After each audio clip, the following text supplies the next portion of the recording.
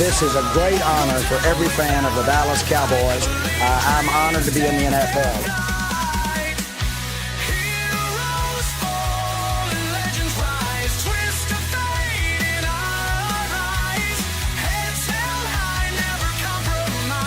What can I say? Mamba out.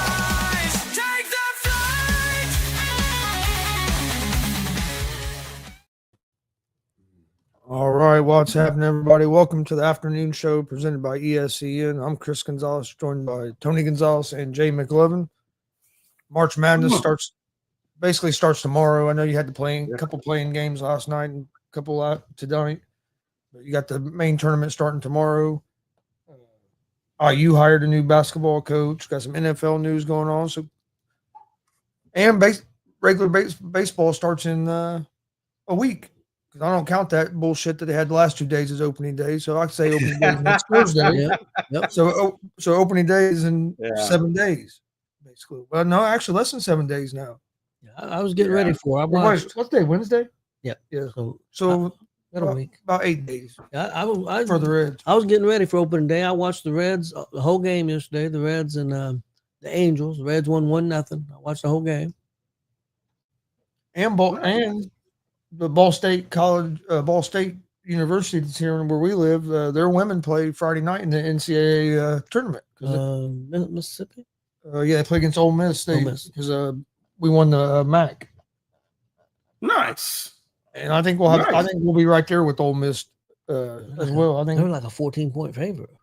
I think it'll be a pretty good game. Ball State's pretty good. I've listened to a lot of their games, and I think they only lost like 2 games in conference play, and they played in and out of conference. They played against some of the top teams, so it should be. Hopefully, they can get a win Friday. But Ole Miss is a pretty good team. Yep, I agree. Yeah. So let me ask you this. I mean, I guess since we're talking college basketball, obviously Indiana, y'all guys got a new coach now on your men's team, DeVries. I don't know anything about the man. Like, what do y'all think about your new head coach? Do you like him?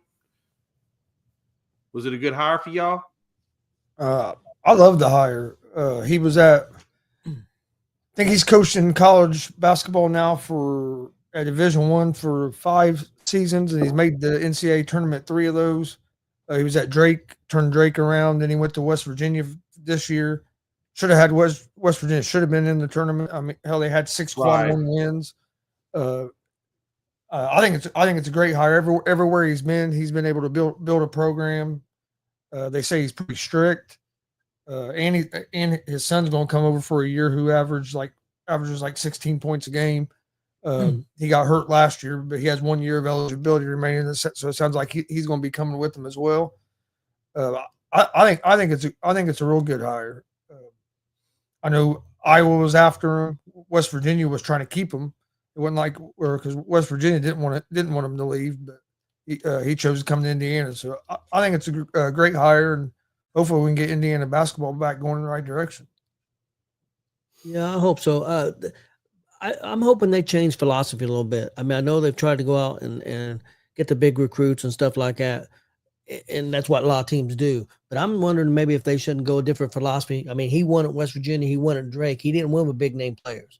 He won with the system and with good quality players. I say you go out and you get good quality players that's going to be around for 3 or 4 years and get them bought in on your system. And really, that's what they kind of had with the guy it's in Houston now, Sampson. That he had IU turned around. Of course, Sampson got in trouble with the phone stuff or whatever. But Sampson's a great coach. He's had Houston in the top 10 now for how many years now, Jay? Probably 3, 4, 5 years. A hot minute. I would say at least. We've been in high rankings for at least 5, 6 years now. Yes. I mean, straight. I mean, Houston's been there for a hot minute, and I think this really is his best team. I mean, the talent-wise, record-wise, I mean, I can see them definitely being in the Final Four, and I think they got a good shot, honestly, at winning it. I mean, there's a lot of St. John's St. John's is I think is another good one. Duke. I mean, there's a lot of good ones out there. Florida, but I think Houston's got a pretty good shot at it this year, honestly. And one thing I did like, because I was reading up some stuff on that, Coach. One thing I liked that I saw was the athletic director for IU, Dolson, I think's his name. he was Yeah. actually a student, like a student. He learned under Bob Knight. Is how he got his start in like basketball. Ooh. The athletic director, and he builds. He said, "I build my athletic department like Bob Knight would build a basketball team." He goes, "I got that same philosophy." And he goes, "One thing that really drug me to the DeVry is he's the same way." He said he's the way he builds a team lines up with how I would build a team and how Bob Knight would build a team. He goes, so it's, Man, if he's doing it like Bob Knight built a team, he focuses on defensive rebound. Office. So I know he focuses on defensive rebounding and defense are his two big things. So I think it's going to be a good fit for IU. I hope so. I what I read about them too, I like, and I just, like I said, I think they went out and got some big name recruits and stuff, and it hasn't worked out. They've had, I mean, I thought Woodson, when they hired Woodson, I thought he was going to be a great hire. I thought things were going to be great. Problem with Woodson, he could recruit, but he couldn't get the talent to play together. Couldn't respond, and that's a big deal. So like we had a lot of talent on that team. He was recruiting some top recruits. He couldn't get them to play together consistently as a team. Well, that's been the problem. I just want to ask you guys a question though. If he runs that front office like Bob Knight ran that basketball court, how many office chairs do you think are going to get thrown, and how many office assistants are going to get choked out? I just want to know.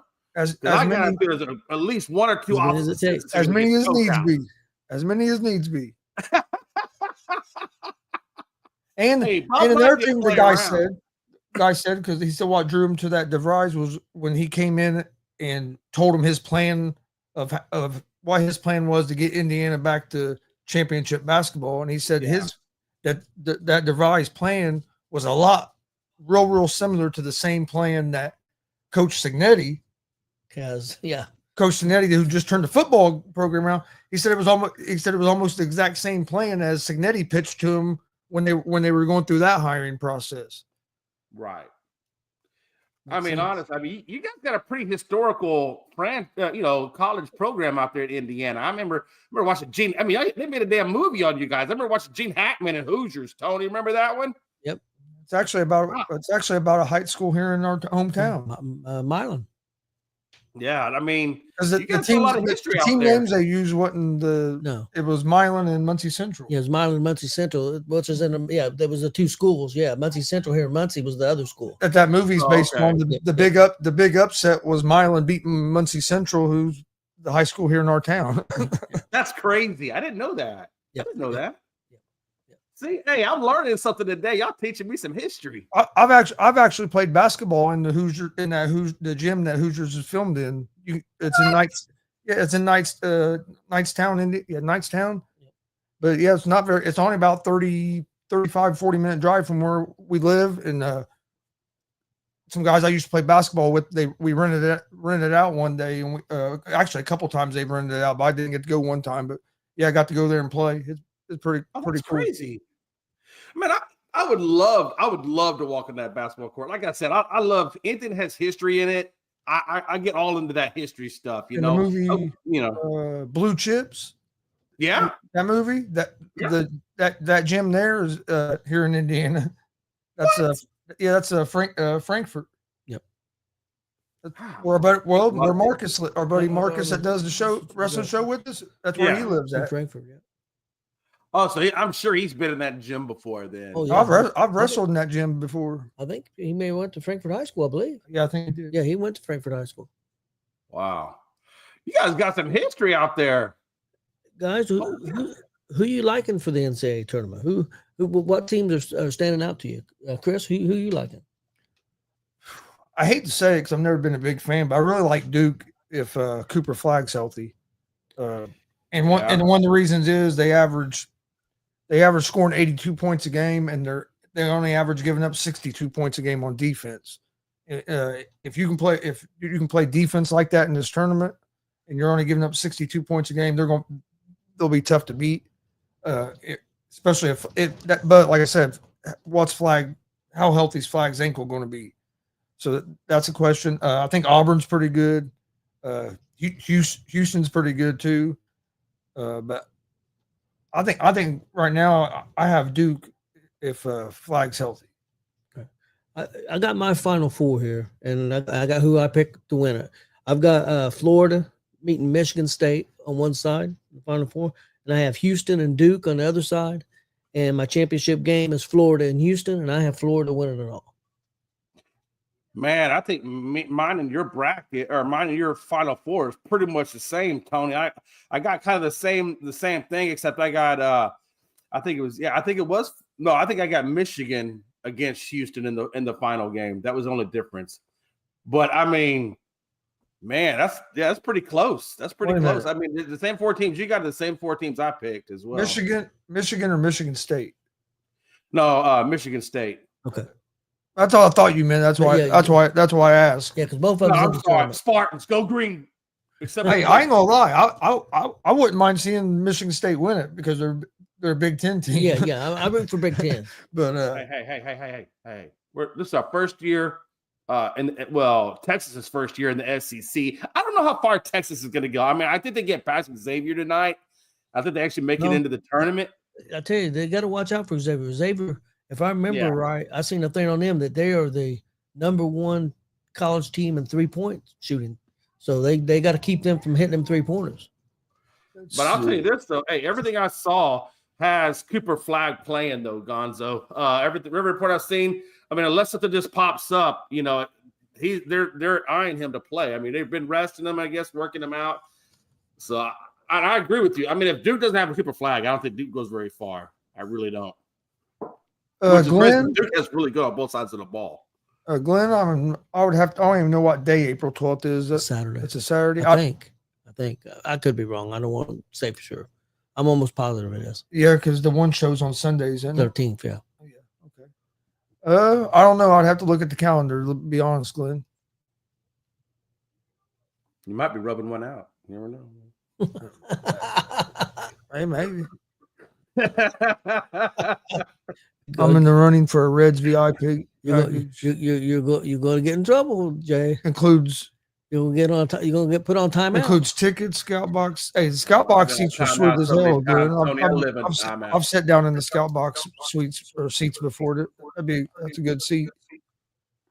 Oh, is that where? Oh, wow. Oh, wow. He said so. He's going to be in the scout seats. Is that what he said? Yeah, it's the scout box seats. It's basically right there behind home plate. I've sat down there before. It's good seats. Yeah, it is. Oh man, I would love to have those. Hey, I'm always down to go to a Reds game, Glenn. there ain't many times I'd ever turn down going to a Reds game. Chris, besides Duke, who else do you like? Auburn, I've seen them play quite a bit. They're pretty good. They've lost 3 out of the last 4. I know they've struggled here toward the end of the season. And let me ask you guys about that. They lost 3 out of the last 4, but they still was a #1 seed. Should they have been a #1 seed? I mean, I know they had a great year, but who did? I'd have to look see who they lost. Who were the 3? Who did they lose to? Yeah, I don't know that. You know what I mean? Because isn't Auburn in the SEC? Yeah, they're in the toughest. Yeah, SEC got 14 teams in the thing. So I mean, they 3 of them games probably were against. I would say were against because one of them was probably in the SEC tournament. I haven't looked at the bracket, but is it possible that we could get all 4 Final Four as a SEC? God, could you imagine that? Oh my god! I haven't looked at the bracket, but I mean, they got 14 teams in it, so I'm sure there's probably a chance that it could happen. I don't think all 4 would be SEC. I think Houston's going to be there. I think Houston. If anything, I think Houston would spoil that. And I think Houston would probably spoil that if what's that guy on ESPN, Seth Greenberg? Yep. He said that he said he's seen there's a scenario where it's possible that you could see 3 SEC teams in the final. Yeah, I believe that. With 14 teams in it, they'd have a good shot. I mean, I know A&M is going to be there, but I don't know how good. I don't know much about A&M's team. I have not watched them at all, so I don't know how good they are. I know Texas has 3 teams. I don't think Baylor's in there, so I think we got just Texas, A&M, and then Houston in there. Texas Tech in there this year? They're usually pretty good. Oh no, yeah. Texas Tech, I think, is in there. I'm not sure where they are. Because I'm not sure. Yeah, I think Texas Tech is in there. You're right. I just know they're usually a pretty good team. Let me see. Yeah, I'm not pulling. Oh, it was American versus St. Mary's. That was the other game that's on today. Whatever. I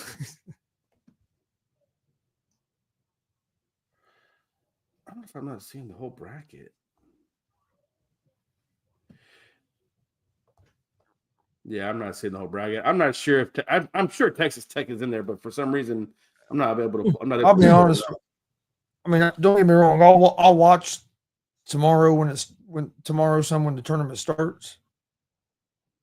But the real March tournament starts tomorrow as well. So I'll be watching that. You have the College Wrestling National Championships March Madness starts Thursday. It's Thursday, Friday, Saturday. So I'll be watching a lot of that this weekend, especially Friday night for the semifinals and Saturday evening you have the finals. I'm interested in it, but it's getting hard because Penn State's become so dominant that they're just it's crazy. They're just I guess you just hope for upsets, I guess. Yeah. Hey, Texas Tech plays UNC Wilmington tomorrow, so that should be an easy one for them to get past. Yeah, Texas Tech is ranked number 3. So yeah, I realized they were ranked that high. But yeah, Texas Tech is playing UNC Wilmington tomorrow. Yeah, they have some of because the first round matches are tomorrow, I think morning sometime. Sure, Allred. I didn't even look at his draw. I haven't either. Yeah, and Baylor plays Mississippi State tomorrow as well. So yeah, there's more than teams, and I didn't realize that was that many Texas teams in there. But man, we got quite a few, honestly. Must be a down year in college basketball. Hey, who do y'all think who's going to be your first upset? Oh shit! I'll be honest, I haven't even looked at the bracket.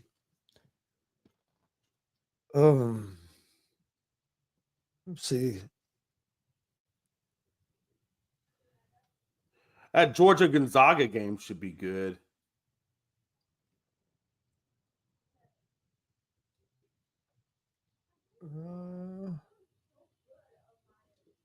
I like McNeese against Clemson. I think SIU Edwardsville over Houston, first round. Oh, I see what you did there. That's fine. That's fine. You know what? I get it, man. That right there. That's just some straight haterade because Indiana's not there. I get it, man. Hey, look, I got it. You're not gonna go my chain on that one. You know why I said that? Because that was the first game that popped up on the TV. They're showing brackets. That's where I got the McNeese at. I see that bracket 12 against the 5. So I was like, I'll say that one. I don't know, man. Hey, what do you think about Vanderbilt at number 10 versus number 7 St. Mary's? I think Vanderbilt can snag that one. St. Mary's has beaten Gonzaga twice this year. Yeah. I think St. Mary's pretty good. Yeah, it's a 10 and a 7. That's an upset, but I don't consider that a big upset. No, it's not a huge upset. No, it's not. Oh, that's women's. And now they're showing the women's bracket. Now they're showing the women's, yeah. Yeah, Ball State's a 12 seed playing against a 5 seed. The women's, yeah. I wonder how. And then you got number 13 Akron, Arizona versus number 4 Arizona. I think that could be a good game. Akron's a MAC team, aren't they? Yeah. They're pretty good. I think Ball State actually beat them once. Ball State beat Akron. Yeah, what? Our men's team was so inconsistent, dude. We would beat one of the top teams in the MAC, and the next 2 games we'd lose to the worst teams in the MAC. We were just so inconsistent. We were good. Like when we were playing, we were right there with everybody. But then they just so inconsistent. I listen to a lot of their games on the radio while I'm out working in the evenings. And yeah. Man, I don't know. There's a lot of good teams out there. Yeah. North Carolina plays Ole Miss. That should be a good game. How about Yale against Texas A&M? Texas A&M. Yeah, that's when I was just coming up to. I tell you, man. Hey, there are people out there that have picked Yale over A&M. There's a lot of people that think North Carolina might beat Ole Miss. Yeah. But where do you were saying? Hey, but you were saying that North Carolina shouldn't even be in there. I haven't watched enough North Carolina basketball to know, but I mean, it's just what they go by what your quad wins, and they had one quad win. Where like West Virginia had 6. That don't make sense. Yeah, because if they got 1 versus 6, yeah, they're right. That doesn't make sense to me. And I don't complain about IU too much. They should have played better. I mean, West Virginia should have been in before IU. And what's up, Juan Sanchez? I saw that one.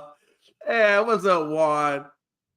Ain't nobody believe the Celtics in 5. Get that mess out of here. You must live in Boston, Juan. No, he lives here in Indiana, but he's a big Boston fan. He's a big Celtic fan. Oh, he's in Indiana, but he's a Boston fan. Yeah, he's gonna find his. Hey, what's your address, Juan? We're coming to your house. One's a pro. He's a pro wrestler. Oh, Juan's a pro wrestler. I'll put a DDT on you, Juan. I ain't afraid of you. I'd like to see Juan. Juan Get in there and I would like to see Juan get a hold of you at a ring, Jay. I would too. Listen, man. I'm gonna tell you like I tell everybody. No. Seriously, I'm gonna tell you. You know what the strategy is? I'm gonna tell you like I tell everybody else. All you gotta do is run around the ring fast enough to where he can't catch you. When that dude tires out, you just DDT his ass in the nuts.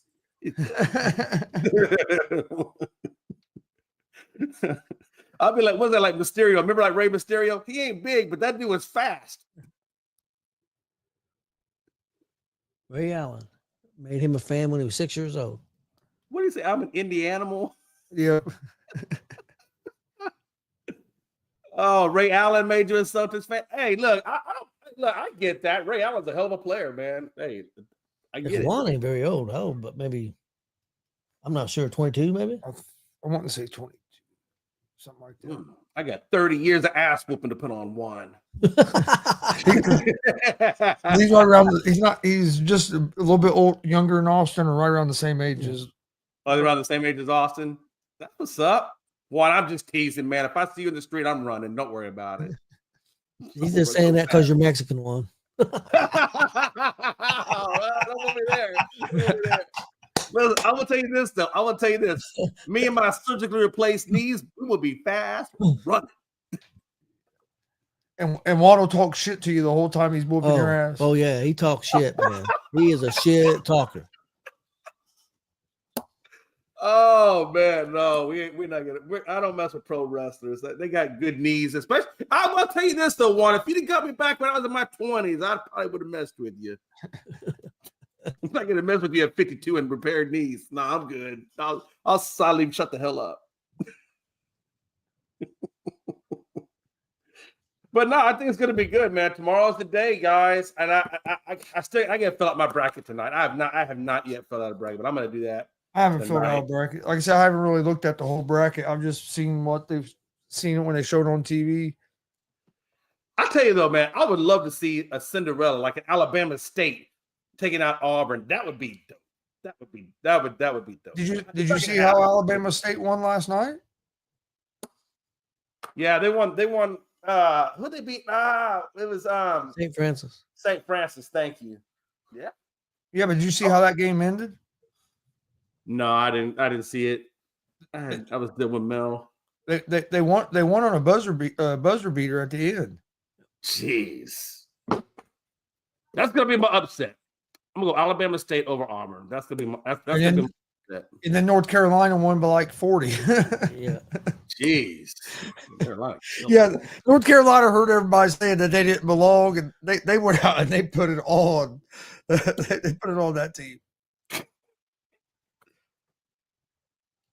Well, I hope Texas takes care of business tonight against Xavier. I hope they do get in. That way, we got more chances to get into the Final Four. But I don't know. I'm just not a big. Texas has a lot of work to do. I just don't think they got it. Let's see. Hey, real quick. Hey, I did find that source though, Tony. Real quick, I found that source on Angel Reese I was telling you about. It was on CBS.com, and Angel Reese basically hints at possible strike by the WNBA players if y'all don't give us what we want, we sit out, and that's a quote. I don't. Do you, I don't think there's enough women to do it because I think they're going to shoot themselves in the foot. So I could be wrong. I just don't think there's enough women that'll do it. I just don't know how you try. I mean, what leverage do they have to make that kind of, or what leverage does she think they have that make that kind of statement? Do you really think that if you sit out, that it's really going to be that detrimental? Because most people don't even. I just don't see it. I mean, you don't have the leverage to try to come in there with those kinds of demands. I mean, if you were kicking out, if you were doing like the NBA and making that kind of money in terms of the league making that kind of money, then you could probably justify that. But when the league, like we were saying earlier, when the league is suffering and you're losing money, how are you gonna increase your salary when you're losing money? What business model does that even make sense? Yeah. I don't get it. I don't get it. But, hey, They lost 50. They lost 50 million last year, even with with the spike in ratings and I don't know how they did and eyeballs on it with Caitlin Clark coming in. Well, here's the problem. If you look at the games that Caitlin Clark was a part of, whether it was the Indiana Fever home games or on the road, they averaged like 18,000 fans. What do you think all the other games average that Caitlin Clark wouldn't oh play? yeah, that's what I'm saying. They average like 6,000 fans. Yeah, exactly. That's where I was going to put the number, probably around 5 to 6. I mean, you could probably go now and go to most. And everybody's talking about the TV ratings were up, but if you look at the ratings, the ratings were up for when Caitlin Clark was playing. Once the Fever got put out of the WNBA playoffs, the WNBA playoff ratings. Yeah. I mean, and instead of welcoming her and using her to help raise the WNBA, they've went the other direction with it, and that's turned people off. So they haven't done a good job of marketing themselves. No, they have not, and that really is kind of what I was alluding to. I mean, I feel like if you took the tax standpoint out of it, because the NBA probably does get a good write-off on those taxes because of the loss, that $50 million of loss. So that really is beneficial to the NBA. But if you took away that, it would be more feasible, economically feasible to just do away with the whole league and just focus on the NBA. So, I mean, you're asking for striking, but do you really know what you're asking for? Because that could really just close out the whole league, be honest with you. Yeah, okay. I got a question for you guys. Why? I mean, I know Caitlin Clark plays different than a lot of the other women. A lot of people compare her to Steph. Do you guys, why did she catch on so much? And we've had a lot of great WNBA players. You've had Cheryl Swoops. You had a lot of great players who just were superstars in their own right. But why didn't they catch on? Why is Caitlin Clark where she's at? I mean, I know she's a great player, but it's beyond just being a great player because there's been a lot of great players. What do you think the difference is, Chris? I mean, you've followed it more than I have. What do you think? I think a couple of things. One, I think if you look at a lot of the other WNBA players that are stars or that have been good players, they're either taller, they're like bigger, where if you, for like the average girl can look at Caitlin Clark and be like, I can do that because she's more relatable, I think, to some of them. And that's the way she plays the game. And this isn't try how I can say this because it's not a disrespectful to Clark the way I'm going to say this, but what I'm saying is if you watch her play, she's the closest woman I've ever seen that looks like a man playing the sport. Like when she shoots a three, it looks like an NBA player shooting a three. You see some of these other women shoot the ball, it looks different. It don't look the same. She looks almost more like a man playing the game than what we've seen. I think that's what one thing that's drove the popularity is because like we haven't seen a woman look like that ever playing basketball. Yeah, we've had a lot of great women, but I don't know. It looks different. I've got a question here, and I'm not trying to be controversial. Some people may take it that way. I'm really not. Do you think it has helped her case? Not her case. I think her popularity is in some cases because she's white. I'm not saying she wouldn't be as popular if she was black, but I think, like you said about being relatable, definitely relatable to a young white girl. I'm not saying she's not relatable to a young black girl, but I think we haven't had a lot of real. I mean, we've had some good WNBA players that were white, but not this level. If there has been, I don't know about it. There could have been. Glenn would know more than I would know. Do you think that's a factor that she is white?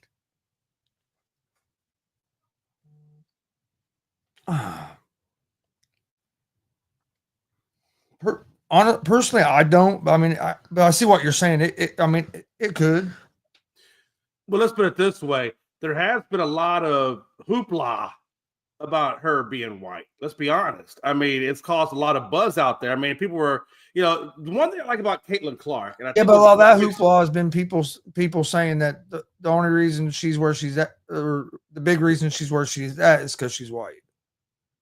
Yeah. Yeah. I mean, that's an easy thing for them to say, right? It is. And let's be honest. If you want to look at the opposite of Caitlin Clark, you get Angel Reese. Okay. Because you have Caitlin Clark, who's quiet, doesn't do a lot of showboating in terms of her language and things like that. She's very reserved, very, very marketable. But then you get Angel Reese, who's just a big blabbermouth and just wants to go out there and say all kinds of things. And I think it hurts her. But you know what they say? Bad publicity is good publicity. I mean, but I think it makes her less marketable. I think that's why Caitlin Clark got the big contract from Nike, is because she's marketable. She shoots the ball well. She steals. She does all the statistical categories.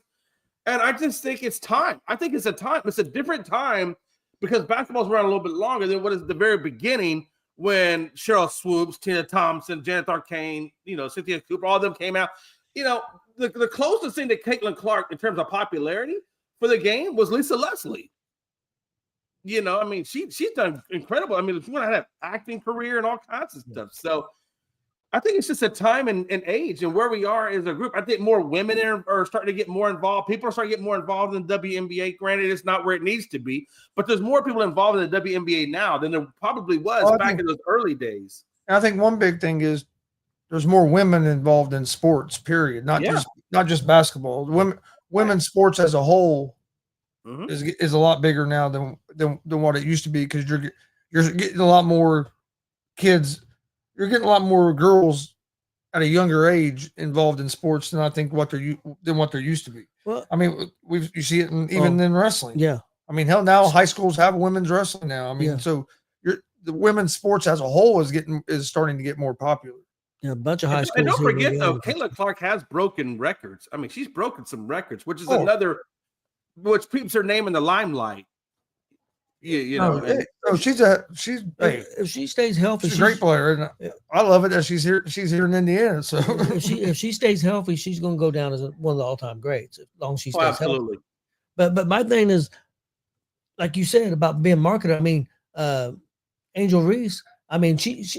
I mean, I know she's worried about the salary. I understand that.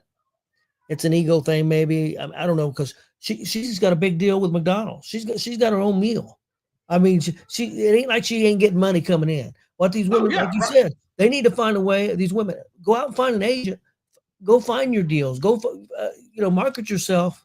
It's almost like a deal. Hey, the league's not going to pay you. Find a way for you to market yourself and get paid. Absolutely. That's how it's got. I mean, that's how it's got to be. I mean, look at Michael Jordan with the shoes. I mean, nobody had ever done that before. I don't believe, until Jordan did it. And Jordan killed it. Killed it.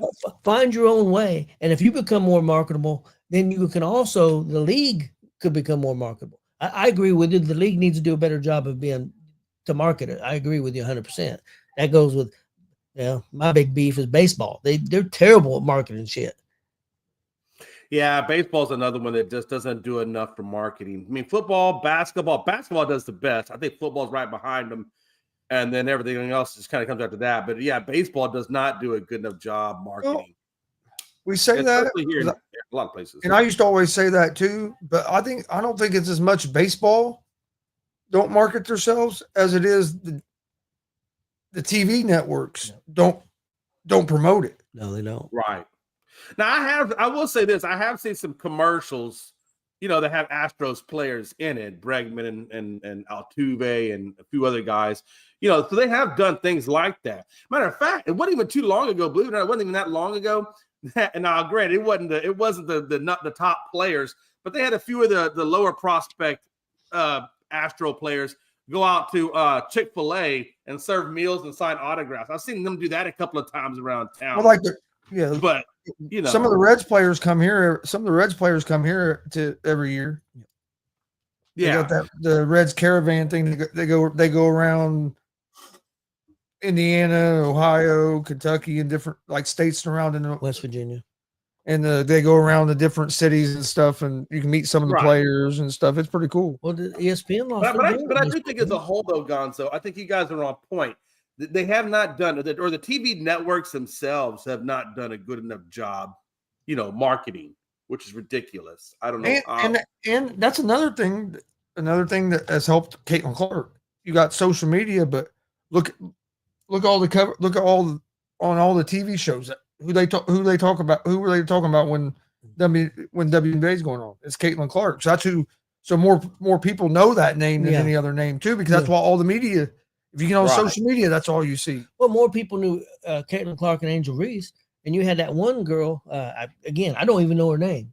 Who was the best player in the league last year? Oh, Angel Wilson. Wilson. She's way better than Angel Reese. Wilson just destroyed everybody, and nobody's talking about her. Here she is, a league MVP, and nobody talks about her. Now, again, she needs to get an agent, and she needs to go kill it. Yeah, I think you hit the nail on the head, though, Tony. I think it's more about the agent. Providing them with the opportunities and going out and getting them the contracts with these, these people. So yeah, because them agents works on commission. I mean, if they go out and get you a $10 million deal and they get 10%, guess what? Oh yeah, that's an easy meal right in their pocket. Yeah, good to go. They're gonna go work their ass off for you. Oh yeah, absolutely. It's interesting to me though, because when I take baseball for example, for the least amount of marketing that they do. It's crazy that they have these ginormous contracts all over the place. I mean, it's you know what I'm saying. I mean, it's like the Dodgers, for example, with the $1 billion and 2 players. I mean, even though they deferred it, but that's still a lot of money to be given out when you don't really have a whole lot of market. Obviously, it's a TV deals. I get that, but still, I mean, wow. Well, and that's the thing with baseball too, is their TV deals are so much different because it's mostly regional. Yeah, you have a few national televised games here and there, but most of their games are televised regionally. And then now they just like ESPN they've done the Sunday night baseball and stuff. They lost that contract with baseball. I know Fox shows some national televised games, but for a majority, a lot of their games are all regional. Yeah, I think when I watch most of the Houston games, I don't even watch it on Fox. I watch it on AT&T, like Southwest or Sports or something. Weird name. You know what I'm saying? It used to be Valley Sports here, and now it's FanDuel TV. I mean, you got to go to like these small market cable company or channels on your cable company to even get those local games. It's so weird. Have they announced and baseball's ratings were up last year? Yeah. Have they announced yet who's going to get that Sunday night TV deal, or are they going to have one? I don't know. I just know that ESPN is not going to have it. Well, ESPN never talked about baseball. Yeah, ESPN never talked about baseball hardly at all. Yeah. The only shows we talk about baseball is on the MLB network. Yep. If you want to listen to like a sports talk show talking about baseball, you basically go to MLB network almost. And think about it. I was thinking about this the other day because if you really think about it, if the casual fan wants to be able to watch, all their teams play, baseball, basketball, whatever. You know how many packages you got to buy in Cablevision land to be able to watch all your sport? I mean, I can't even imagine how much the bill would be for all these Peacocks and ESPNs and just whatever. I mean, MLB networks or Sunday Red Zones or what. I mean, it's expensive. You have to really. I don't even know how you would even pick and choose that to keep your price point down because nobody can afford to pay for all of this mess. I mean, the average person now, you know what I mean, or even below average, There's no way they're going to be able to watch it. If we had Jay's money, we'd be able to afford it. That's true. Shit. I'll tell you what's crazy, Jay. How many people over here looking at me like I'm about to eat you if you don't feed me soon? Shit. How many people that don't even have cable anymore? I mean, there's tons. I think I'm.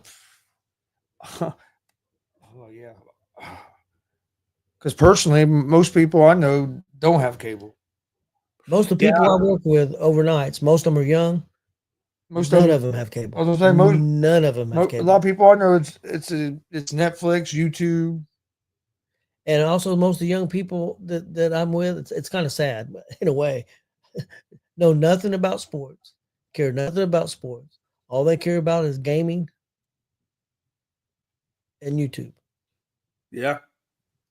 And I'll tell you, I mean, even if you stream, like if you go to that YouTube TV, you stream on that or even Hulu, I mean, the prices for that stuff is ridiculous.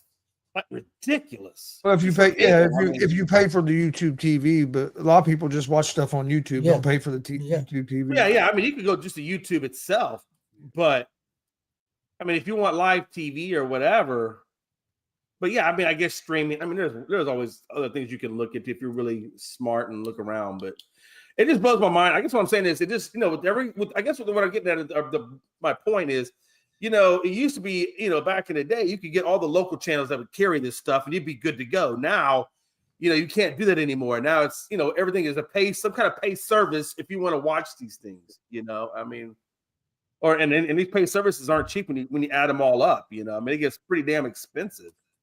It's crazy. That's the only thing I hate about sports right now is I feel like you got to be really, well endowed financially to afford all these damn services. I mean, it's crazy because back when I was a kid, we got one game on Sunday, had Monday Night Football.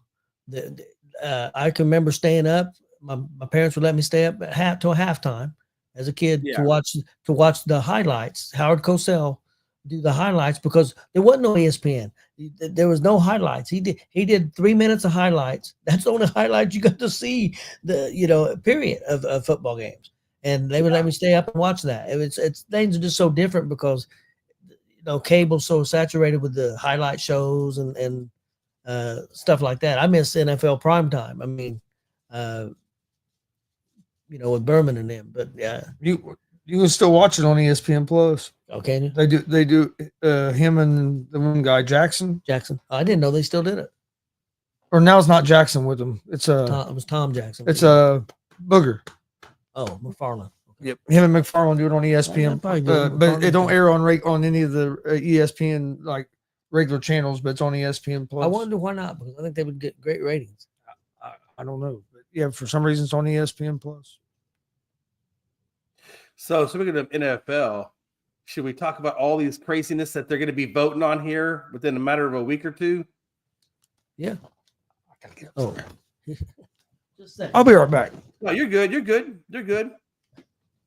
Most podcasters bring a bottle to urinate in, but it's okay.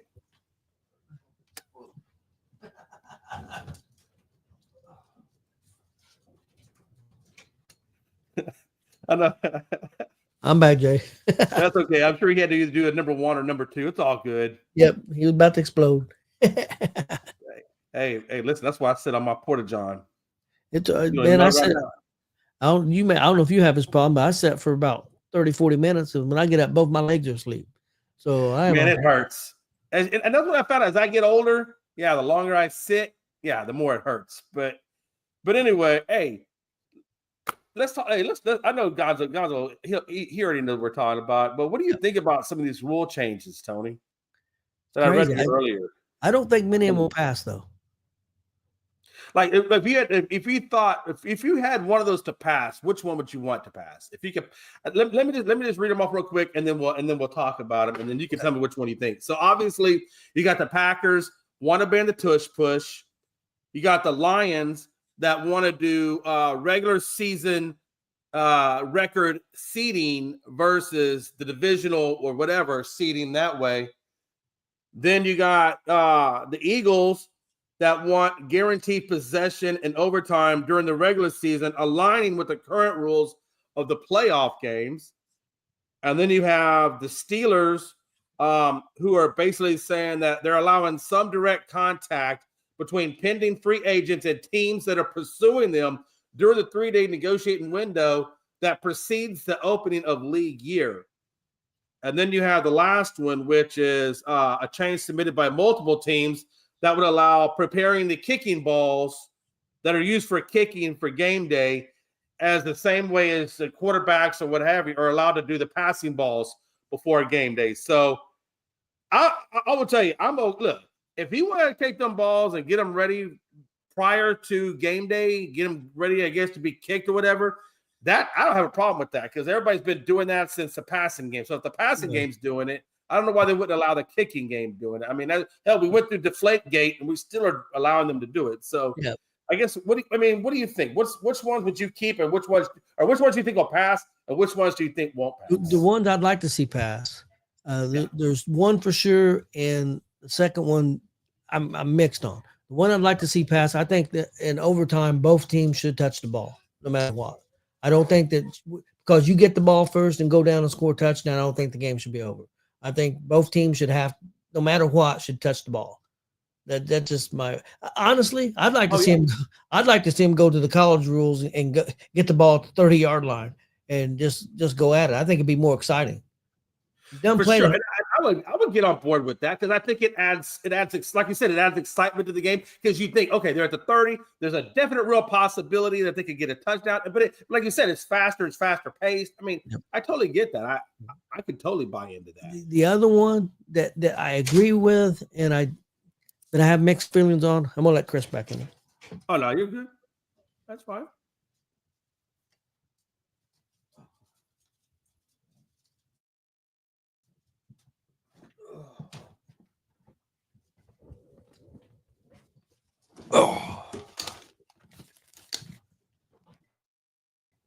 The other one is where they said about don't make a difference if you win your division going by the records and seeds. I don't have a problem with that, except if you're going to do that, you need to do away with the divisions. You just have a AFC and NFC, and then you just go by the records. I don't think you can have a division. What does division mean if you? And I understand. If you win your division, you get a playoff spot. But they're talking about okay. But what they're wanting to do is the wild card teams. If a wild card team has a better record than somebody that won a division, they get seeded. Seeded. See, I don't have a higher problem seed than them. I don't think I have. But if you win your division, you're still guaranteed. You're still guaranteed a playoff spot. Okay. I don't have a problem with that. You know what though? But I guess, and I think the best example of that, Chris, why I think I like the fact that they should go by record versus division is remember when Baker Mayfield and Tampa Bay got into and they had the divisional record at 7-9. I mean, it was like a below 500 win, and they won the division, and they still got a better seeding than a team that was they get a home game. They're hosting somebody. They're hosting one of these wild card teams that have a better record because their division. Yeah. So I don't have a problem with that, but I think that you keep the divisions because they still the division winner. Okay, yeah, you're right. The division winner still gets in the playoffs. Yeah, That's a way that you're automatic, like your automatic bid. Yeah, I agree with that, and I'm okay with that. If you want to, if you want to have them, whoever wins their division, automatic bid, even if you have a losing record like the Tampa Bay when they did that. Well, it's happened a few times where teams have had losing records. Well, not even just losing records. You got a record of 10-7, and you're going on. You're guaranteed a home game, and the other team was 14-3, but since the other team was 15-1 ahead of you, you got to go on the road. Yeah. Well, just like we kind of saw it last year, where because you had the division with the Vikings and Detroit. And them and what they're both like 14-2, 14-2 or 15-1, 14-3, whatever it was, 15-2. So one of them was a wild card team with a 15-2 record, like 14-2 record, and have to go on the road. Right. I mean, again, so I mean, like I think Tony, I think and the last one, Gonzo, I don't think I told you in the rate, but the last rule that they were trying or has been applied or has been submitted for voting on is they want to be able to do the kicking balls and prepare them prior to game day, like they do the passing balls prior to game day. I'm good with that. I don't see a problem with that. I mean, if you're gonna do the passing balls, I don't know why you wouldn't do the kicking balls. So I think that one, that rule, and then the one that Tony said, or talking about with the records, I think those two I could get on board with. The other ones, I don't think so. The tush push, like, hey, look, it's strategy. If you don't like strategy, figure out a way to beat it. How do you feel about the overtime rule, Chris? I think they should make it. I think they should make it the same. If it's in the playoffs, you're going to say that both teams get to possess the ball. That's how you should do it in regular season. I think so too. And the reason I say that is because last year, or the year before, the first time we got in the playoffs and then we had overtime, everybody didn't even realize that both teams got the ball because they were used to the regular season. So keep it the same. Yeah. I mean, you shouldn't be changing rules for the playoffs. I'd like to see the only thing I agree that should be changed for the playoffs is when it comes to overtime. Is I understand, like in the regular season, you just play the extra period, and if it ends in a tie. Postseason, you have to have a winner. I can understand if you want to let a regular season game in the tie because you want these players playing more. But other than that, everything else to me should be the same. How do you think about this? Because I told Jay this. I'd like to see him to go to the college rules in overtime. I like the college rules, getting the ball to 30, 35-yard line, and I think it's more exciting. Yeah, I don't know. I'm torn on that one because I like the college one as well, but I also think if you do the NFL where both teams at least get a chance to possess the ball, I think that's cool. I think I'd like that as well. What if you did it where both teams got to possess the ball? If nobody scores, then you go to that. Yeah. The only thing is you'd almost have to do something to make it where teams couldn't kick field goals after so many times because you got these NFL kickers that can kick fucking 60-yard field goals. Instead of getting the ball to 30, they get the ball to 50 or the 40. Well, I mean, I think the 30 will be okay because you can score a touchdown the first time around and still not get a touchdown the second, or maybe result in a field goal. So I kind of like the college thing there you're talking about, Tony. I think it adds excitement to it. I mean, I think if you want to improve it or make the game more exciting, or maybe get more fan interest because it's a faster pace now overtime because now you're at the 30, and let's be honest, it really is going to test to see who really has the better defense because from 30 out, I mean, that's pretty, you can't really have a whole lot of bend and, it's got to be a not breaking type of thing. Oh, I like that. I like that, Tony. I like the college thing. I guess the last one is the tush push. I guess we all are in favor of that. The tush push should be allowed and not banned. Yeah. I mean, unless y'all have something to say about that. That's something everybody should be capable of trying to do. So I don't see where it's an unfair advantage for anybody. No, one team perfected it, but who cares? Exactly. I mean, if you don't like it, join the club and develop your own tush push. I mean, it's not hard. I think they need about banning the shift in baseball. I felt like, why are we banning the shift in baseball? If they don't like it, learn to hit the other way. I mean, I hate when they do that. One thing I do think they need to change is about when it comes to pushing. I don't think you should be able to, once a running back gets stood up, like say he gets a 3-yard game, he gets stood up, and they're getting forward progress has been stopped, and all of a sudden 4 offensive linemen come and push him another 10 yards. That ball should be dead back here because that to me that's a big injury risk. You're getting put out in the open. Like the tush pusher closed area, so I don't really have a problem with that. They're pushing from behind, but when you get out like a running back out in the open and you're getting pushed from behind, I mean, there's a lot of things that can go wrong with legs and stuff. And you used to they didn't allow that, and here lately they've been allowing that a lot more of usually they blow the play dead and they're letting it go, and you guys are getting pushed another 6 yards. And I think that's something they need to get back to how they used to call that. Yeah. Like once that forward progress stops, don't come in here and start trying to push him, make him do it again. No, when the forward progress stops, the play's over. It's just done. So I agree with that. I totally 100% agree with that. Because you're starting to see that a lot of just a big pile trying to get pushed for another 3-4 yards. Yeah. Let me ask you this though. The last one, which is kind of an interesting one, I'm kind of curious what y'all think, was basically they're saying like once you go that tampering one, do you think that team should still be allowed to negotiate before you go into that 3-day period? If I read that right, anyway. As long as all the teams can do it, I don't have a problem with it.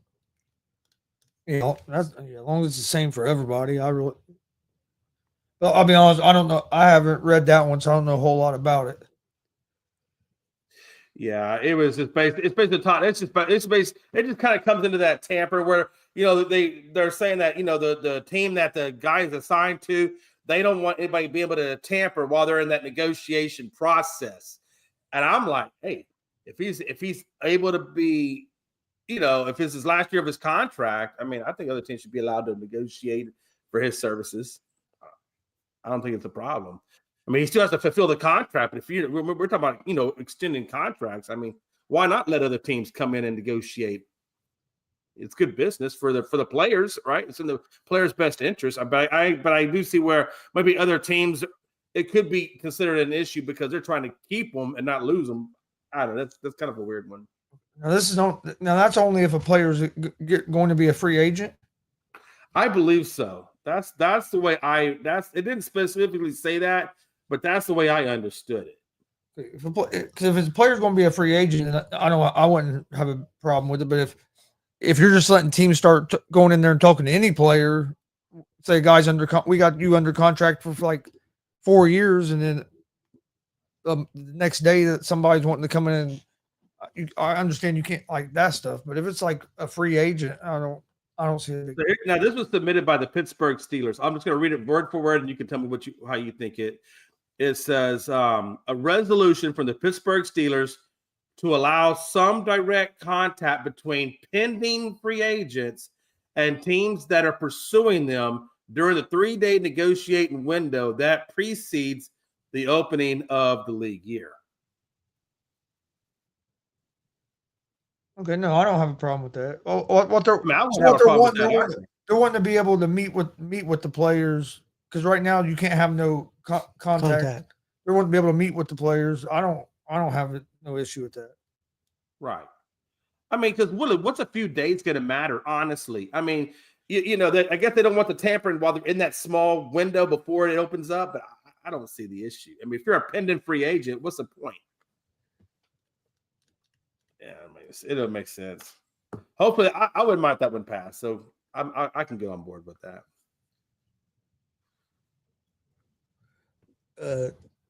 Jay, I got a trivia question for you. What was the most watched regular season NBA game in history?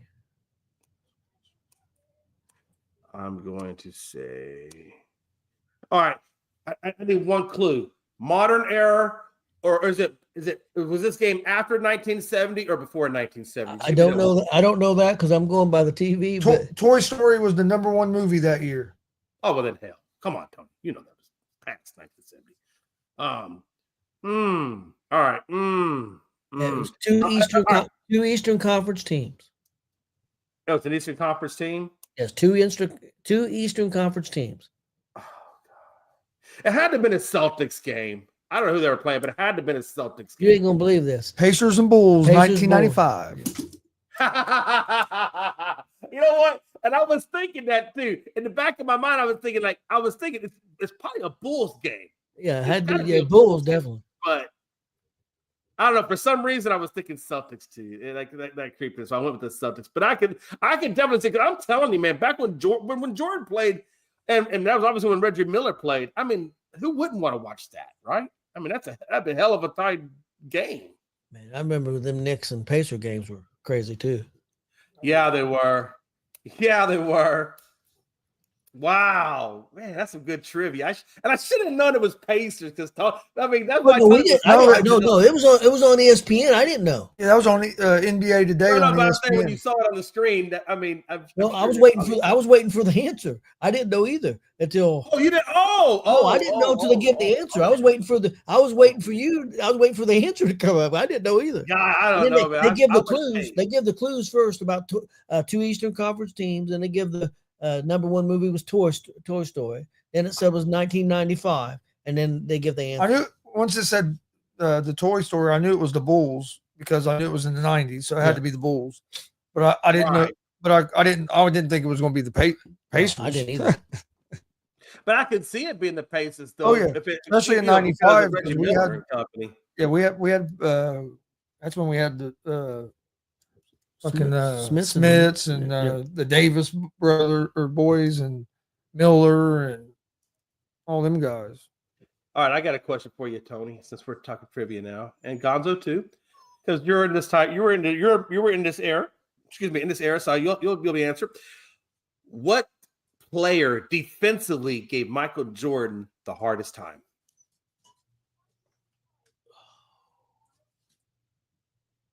Damn it. I've heard this said before, but I can't remember his name. I will give you one hint. His nickname was the same name of a movie.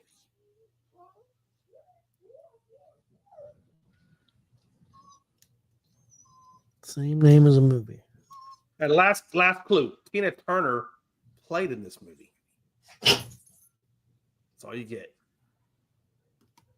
Tina Turner played in the movie. It was the movie with Mel Gibson, I think. Yep. Come on now. I You're can't think almost of the name of the damn movie. It's the I know what movie you're talking about because I know what movie it is, but I can't think of the name of the damn movie. All right.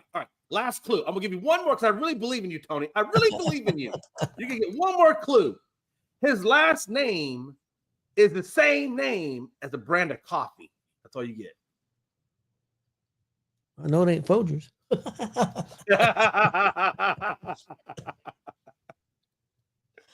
Oh shit. Maxwell.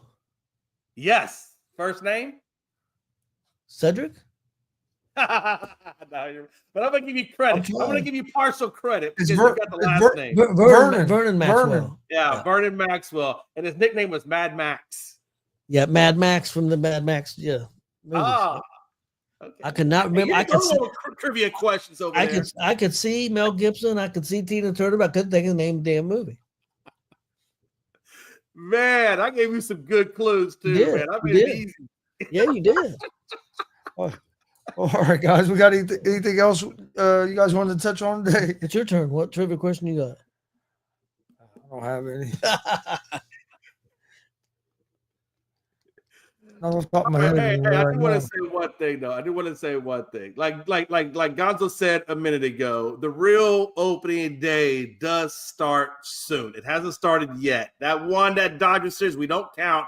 But I will say this. I was interested because everybody was after Rosaki or Rosicki, however you would say his last name, and that pitcher.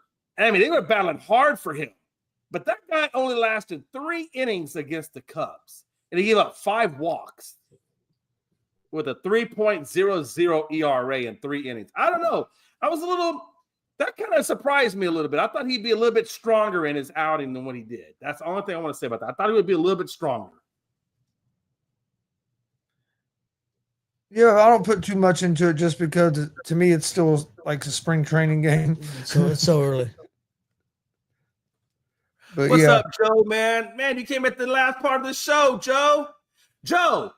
Joe, in the comments, what player gave Jordan the hardest time defensively? You can think on that one. And if you don't know it now, it's okay. I'll give you the clues next show. Other than that, I ain't got nothing, guys. That's about all the interest there was in sports right now until tonight when I know. I just watched old Draymond Green, man, locked down. Do for the Bucks last night, man. His defense was something else.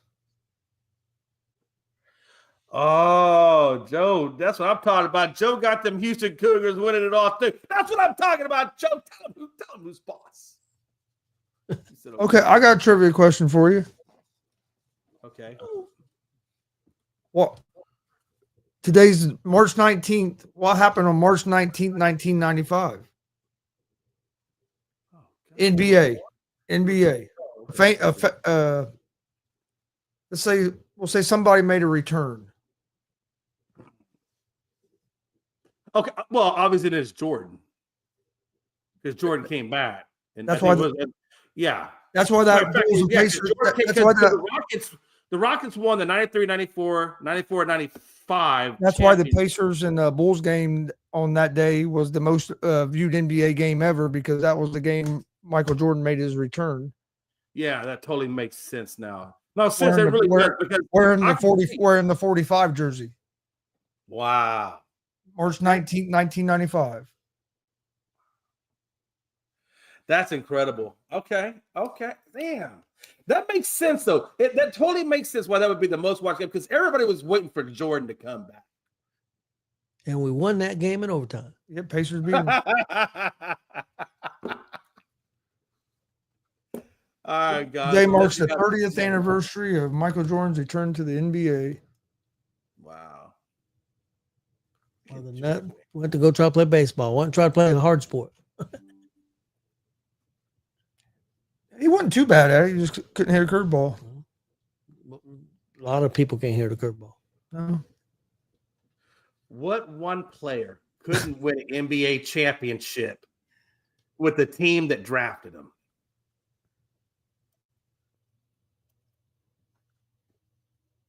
I was going to say LeBron, but Initially, he let me go back. Initially, LeBron. I do got to put that caveat in there. Initially couldn't win it. LeBron. What I mean by that, obviously there was a break. LeBron. There you go, man. LeBum. Sorry ass. I thought he was talking about Reggie Miller at first when he said when he said somebody never could win a championship with their team. I'm thinking, oh, now he's trying to talk shit about the Pacers. Okay. He tried, but he couldn't get it done. Hey, I don't care what anybody says, and I will defend this statement till the day I'm dead. If you think you're better than Jordan and you couldn't win a championship with the team that drafted your ass, whatever. Even D Wade came out and said it. D Wade said he needed me to win a championship. Technically, he did win a championship with the team that drafted him. Yeah, but he had to come back. He went and got it somewhere else. I believe it.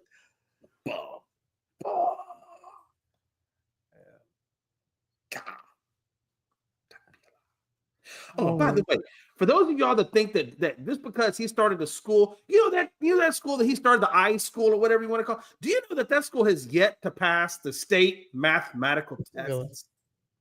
Just say it. Put that out there. The bum. The way I look at it is, No, Joe. when it comes to that is when Jordan played in the NBA, he kept people from winning championships. All the stars have gotten championships in LeBron's era. Man, ain't that the damn truth? Real quick, Joe, it wasn't Joe Dumars. It was Vernon Maxwell. You should have known it. You're a Houston Rockets fan. I'm very disappointed in you, Joe. I want you to go put yourself in the corner. You're in timeout for 10 minutes. And I want you to think about that. Time to be alive, man. Damn, these Houston Rockets fans.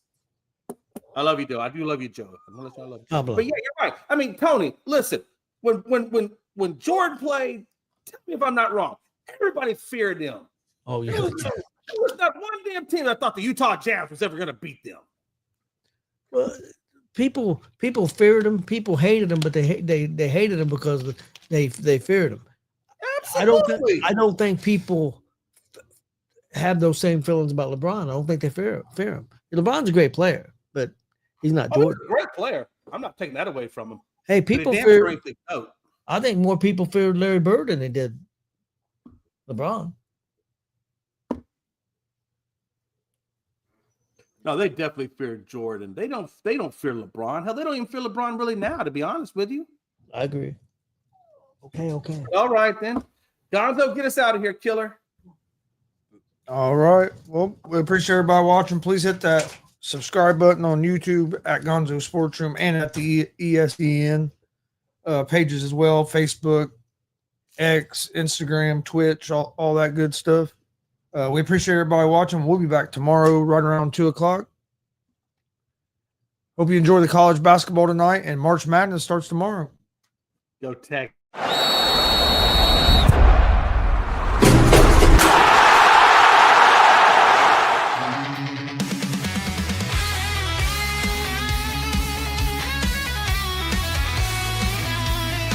Afternoon show, we own the night.